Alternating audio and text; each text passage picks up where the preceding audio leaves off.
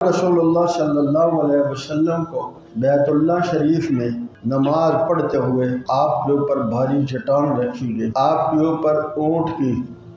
بھری ہوئی اوجڑی رکھی گئی، آپ کے گلے میں پھندا ڈال کر بل دیا گیا، حضرت ابو بکر کو مار مار کے زخمی کر دیا گیا، آپ کی 2 بیٹیوں کو شہید کر دیا گیا، آپ کو بیت اللہ سے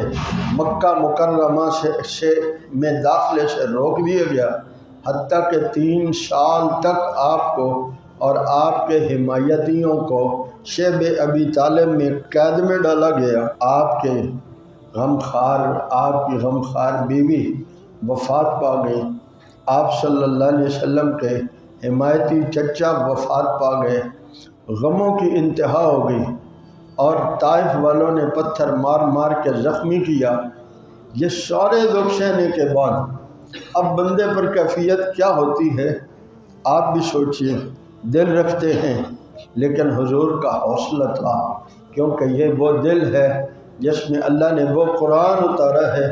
جس قرآن کو 7 زمین آسمان اور پہاڑ بھی نہیں سہ سکتے تھے، اس دل نے قرآن کو اپنے اندر سمایا تھا۔